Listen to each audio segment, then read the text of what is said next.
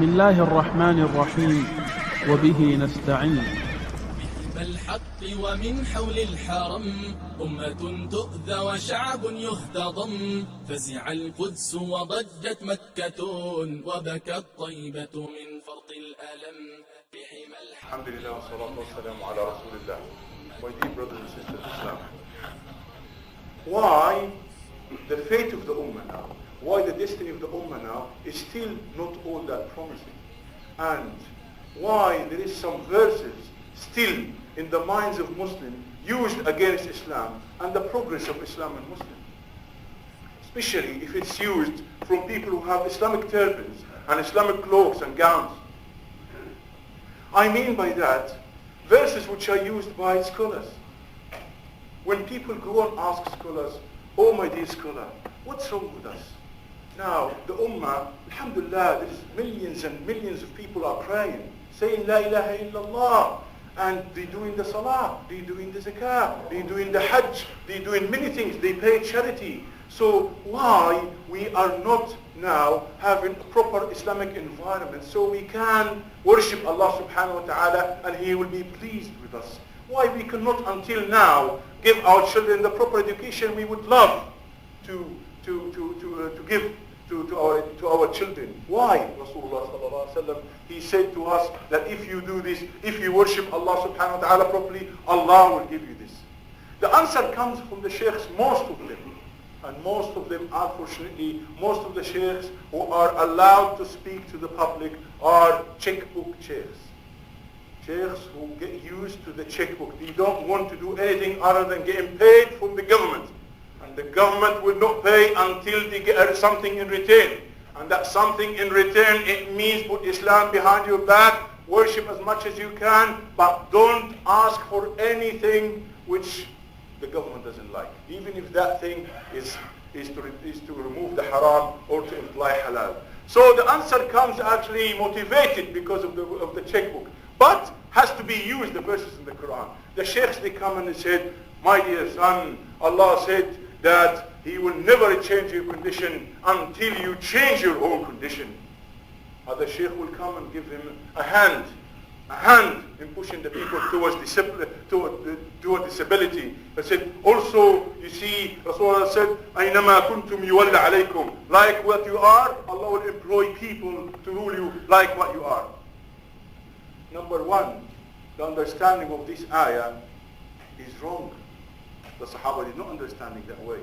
Number two, the hadith which they use it is not a hadith which was like you, wherever you are, Allah will employ people like yourself. That is not even a hadith. Because sometimes the people of Ashab al-Ukhdud, for example, the people of the trench, they were all believers and they have one kafir king and soldiers. So he's not like them and they're not like him. And sometimes a good believer become a leader and all of the country are kafirs, or most of them, like Amr ibn al-As in Egypt. When he entered Egypt, most of Egypt was Coptic, Christian Coptics. And him and only 500 soldiers, they were the only Muslims in the country. So it's not like that. The hadith, that hadith, its meaning is wrong, and also its narration is wrong. This is not right.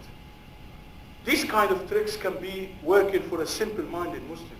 But the clever Muslim, a clever Muslim who's being described by Rasulullah ﷺ that he's intelligent and he understands about the verses, he will not get away with this kind of answers. He will answer back. He will say, yes, what do you mean until they change our condition? Then the Shaykh will say, can you see everybody is praying correctly? Can you see people are not, everybody is boycotting the grave worshipping? Can you see everybody is understanding the meaning of La ilaha illallah? How come we overcome America while people are not praying properly? How come we overcome Russia while people, some of the Ummah are still going around the graves? How come we overcome Europe while people are still not understanding the points of fiqh and this and that and the other? Subhanallah. This is wrong. Because Allah subhanahu wa ta'ala, He's the one He creates. And He put the orders. And He's the one also who legislates. So there is no contradiction between what Allah have ordered us to do and what Allah subhanahu wa ta'ala have right if we do, we will achieve. So when we don't achieve something which Allah subhanahu wa ta'ala promised us to do, to achieve, that means we did not do the reasons for it. This is why we study the destiny. In Iman, it's one of the cornerstones of Iman. If Allah promised you something, and He says to you, if you do that, you will get this, and if you don't get it, it means you did not do the reasons properly. And many of us, they don't do the reason properly because they don't understand properly. The right answer when these kind of sheikhs, they tell you these kind of answers, tell him, look, but our ummah says La ilaha illallah, and these kafirs are not saying La ilaha illallah, so how come they kill us? Is their God stronger than our God? We are saying La ilaha illallah, and they say Allah is three in one. So how come they kill us? How come people are saying that the monotheism, kalima of tawheed, and the other people are not saying it, in fact they're attacking it, in fact they belie it, and then they overcome us? How come people are praying, even if they pray a little wrong, but most of them are praying, and others who are not praying, homosexuals, kafirs, dirty, pigs, and they still overcome us? How come? If you explain to me, Mr. Shaykh, does that mean that the people who don't do the religion, they can overcome the people who do some of the religion? What logic is that? Where did you come from? What's under this turban? What's inside this skull? Is that a shoe or a brain? What excuses are you making for our ummah, the defeat of our ummah? The defeat of our ummah because of your big belly, and because of your very anxious to get your checkbook. This is not the right way. In fact, when the Sahaba and some of them, they used verses from the Quran to stop the implementation of the Sharia, like the one who said to Umar al-Khattab, how come you cut my hand? And Allah have written that I will steal. Isn't that according to the destiny? Umar al-Khattab said, yes, Allah have written that you will steal, and Allah also have written that we will cut your hand. Because it's all written.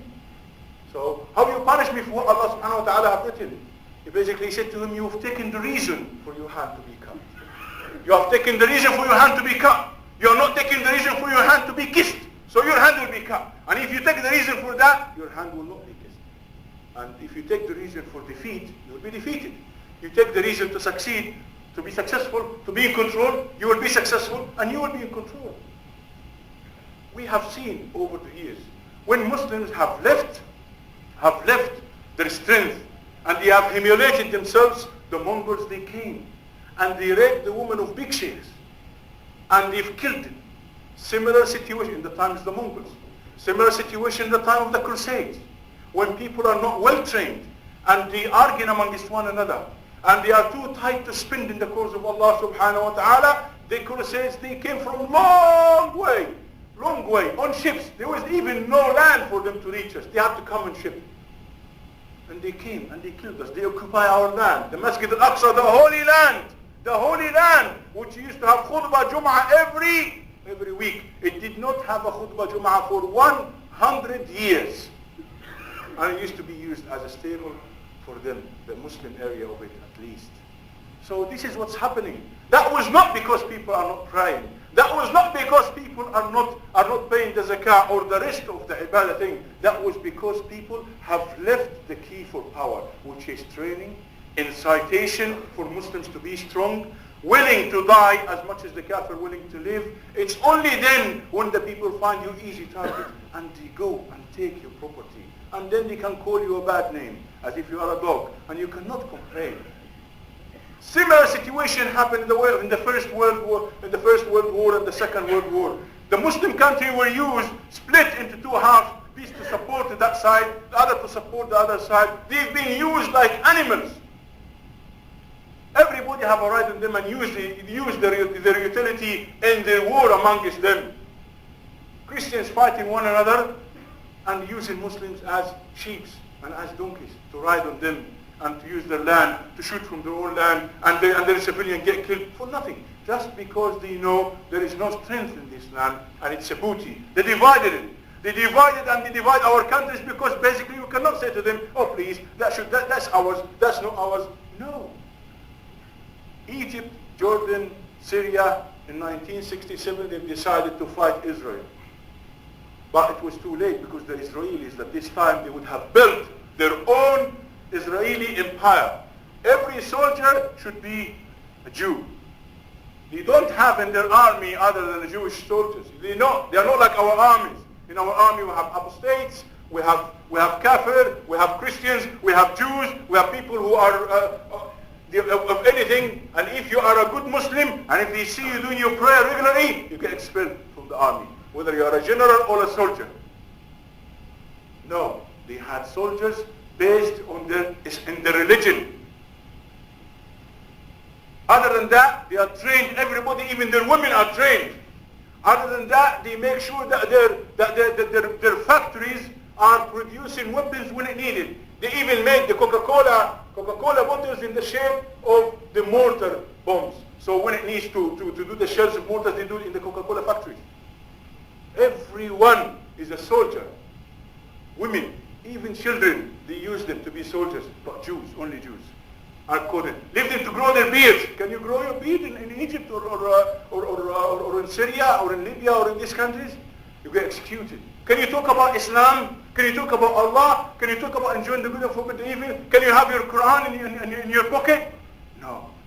When you can see in the news, in the Kafir news, not our news, when you see the Jews are actually shelling Lebanon or shelling any countries, next to the cannon there is what? Next to the heavy artillery they shoot in, there's somebody's reading the Torah. What does that tell you? And this is exactly what happened. In 1967, because if this was the nature of our people, and the nature of our armies, and the mixture of our army, and we have people inside our army to tell Jews, where are we, where is the artillery? Many spies were inside, of course. Many spies were inside, and then we end up, this small, humiliated, and it used to be humiliated, country, Israel, have taken percentage of Egypt, a percentage of Golan in Syria, and a big percentage of Jordan, and increases its empire. In one battle, in 6 days, it took all that. In 6 days, defeated all these millions of people. And you know what? They mocked the Quran as well. On Barif line, which is in Sinai, the other side of the Suez Canal, they wrote a big panel saying what? How many فئة قليلة غلبت فئة كثيرة بإذن الله. How many times a small group of believers, they defeat bigger group with the order of Allah, or with the permission of Allah. They mean that they are the believers, we are not the believer, and with the permission of Allah, they are few and we are plenty, but they still overcome us, and they still humiliated us. Using the Quran, the ayah in Surah Al-Baqarah, Allah has given this ayah for the believers, but yet at this time they used to believe in their mock relief more than what we believe in our true religion. And this is what Allah subhanahu wa ta'ala. So was that because people are not praying properly? No, because they were not allowed to pray in the army. They were not asking Allah subhanahu wa ta'ala to give them the victory. And people were not encouraging that. So we divided Islam and the state. That's why Allah subhanahu wa ta'ala have made us in such a mess. And they are still growing, and they are still getting stronger and stronger, basically because we want to go and run inside the mosque. We don't want to run from the mosque to the truth. We want to run from the truth to the mosque, as if the mosque is not the truth. If we are suffering, now we are suffering from that we are not in control. And this is very dangerous, because that means the people now who are afraid of their family and children, and they don't want to work fi sabilillah, they are basically saying by their action, like Jews have said to Musa alayhi salam, go with your Lord and fight, we are just sitting here. The Salafis are saying it by sitting here where? Under the Shaykh's feet. The Sufis under their murid person or their peers.